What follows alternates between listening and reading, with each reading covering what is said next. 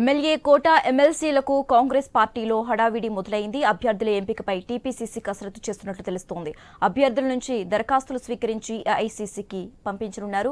దీనిపై మరోసారి CM Revanth Reddy, TPCC chief Mahesh Kumar Goud ఢిల్లీకి వెళ్లనున్నారు. గతంలోనే అద్దంకి దయాకర్ పేరు ప్రకటించి వెనక్కి తీసుకుంది ఏఐసీసీ. ఇక 4 ఎమ్మెల్సీలకు 10 మందికి పైగా పోటీ పడుతున్నారు. ఎమ్మెల్సీ పదవిని సీనియర్ నేతలు సైతం ఆశిస్తున్నట్లు ప్రచారం సాగుతోంది. సీనియర్లలో జీవన్ రెడ్డి, అంజన్ కుమార్, అజరుద్దీన్, షబీర్ అలీ, జగ్గారెడ్డి, అద్దంకి దయాకర్ ఉన్నారు. ఇక ఇదే అంశానికి సంబంధించి మోర్ అప్డేట్స్ మా ప్రతినిధి సునీల్ లైవ్ ద్వారా అందిస్తారు. సునీల్,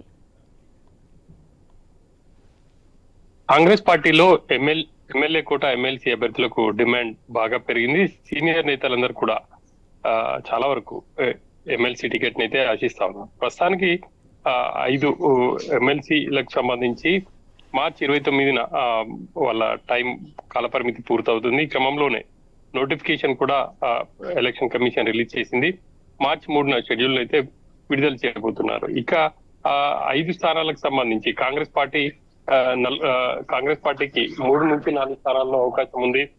ఒక స్థానం బీఆర్ఎస్ కి, మరొక స్థానం ఎంఐఎం కి వెళ్తే ఖచ్చితంగా కాంగ్రెస్ కు ఒక 3 స్థానాలు అయితే గ్యారంటీ అని చెప్పేసి చెప్పుకోవచ్చు. ఈ 3 స్థానాలకు సంబంధించి ఇక కాంగ్రెస్ పార్టీలో తీవ్ర పోటీ నెలకొంది అనేది చెప్పాలి.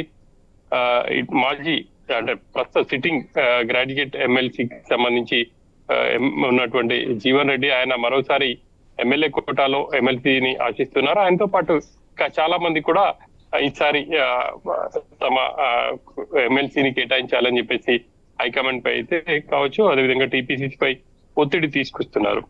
ఇక ఈసారి ఖచ్చితంగా ఎవరైతే పార్టీ కోసం గతంలో పనిచేశారో, పార్టీ కష్టకాలంలో పార్టీ వెన్నంటే ఉండి నియోజకవర్గంలో పనిచేశారో వాళ్ళకే ఎమ్మెల్సీ ఇవ్వాలి అని చెప్పేసి కూడా ఇటు టీపీసీసీ కావచ్చు, హైకమాండ్ భావిస్తుంది. అందులో భాగంగానే గతంలో చూసాం, ఇటు ఎన్ఎస్యుఐ ప్రెసిడెంట్ గా చేసినటువంటి బల్మూరి వెంకట్ కి ఎమ్మెల్సీ ఇచ్చారు. ఇక ఇప్పుడు ఉన్నటువంటి స్థానాలకు సంబంధించి కొత్త వాళ్ళకి ఇస్తారా, లేకపోతే సీనియర్ నేతలకు ఇస్తారా అనేది కూడా ఒక చర్చ అయితే జరుగుతా ఉంది. చాలా వరకు కాంగ్రెస్ పార్టీ గత 10 ఏళ్లలో పార్టీ కోసం ఎవరైతే పనిచేశారో వాళ్ళకి మొదటి విడతలోనే ఇటు అంటే టికెట్లు కూడా గత ఎన్నికల్లో రాని వాళ్ళకు కార్పొరేషన్ పదవులు అయితే ఇచ్చారు. ఇక మిగిలిన వాళ్ళకు సర్దుబాటు చేసే ప్రక్రియ కూడా కొనసాగుతుంది. అందులో భాగంగానే ఎమ్మెల్సీ టికెట్ కోసం అదంకి దయాకర్ కావచ్చు, అదేవిధంగా గ్రేటర్ హైదరాబాద్ కి సంబంధించి అంజన్ కుమార్ యాదవ్, అజరుద్దీన్, మరికొంతమంది పోటీ పడుతున్నారు.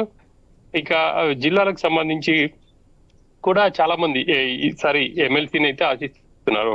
ప్రధానంగా కాంగ్రెస్ పార్టీ అధికారంలో ఉండడం, తాము ఎమ్మెల్సీ అయితే ఆ నియోజకవర్గ కావచ్చు, అదేవిధంగా అభివృద్ధి పనులకు ఆస్కారం ఉంటుంది అన్నది చాలా మంది భావనగా ఉంది. ఆ మేరకు వాళ్ళ ప్రయత్నాలు అయితే చేస్తున్నారు. ఇటు హైకమాండ్ పెద్దలను కూడా కలిసే ప్రయత్నాలు చేస్తున్నారు. ఇక కొంతమంది సీనియర్ నేతలు ఈసారి టికెట్ ఆశించడంపై కొంత విమర్శలు కూడా వస్తున్నాయి.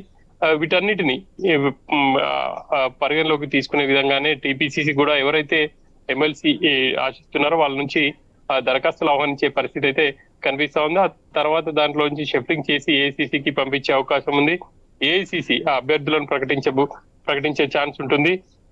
ఇక ఈ అభ్యర్థుల ఎంపికకు సంబంధించి కూడా ఇటు సీఎం రేవంత్ రెడ్డి, టీపీసీసీ అధ్యక్షుడు మహేష్ కుమార్ గౌడ్, డిప్యూటీ సీఎం అదేవిధంగా ఉత్తమ్ కుమార్ రెడ్డి ఢిల్లీ వెళ్లే అవకాశాలు అయితే కనిపిస్తున్నాయి. హైకమాండ్ నేతలతో చర్చించి ఎమ్మెల్సీ అభ్యర్థులను ప్రకటించబోతున్నారు. 3వ తేదీన షెడ్యూల్ రాబోతుంది. మార్చి 3న 9వ తేదీన నామినేషన్లకు లాస్ట్ తేదీ కాబట్టి ఈ మధ్యలోనే ఢిల్లీ వెళ్లి కాంగ్రెస్ పార్టీ ఎమ్మెల్సీ అభ్యర్థులను ఖరారు చేసే అవకాశాలు అయితే కనిపిస్తున్నాయి.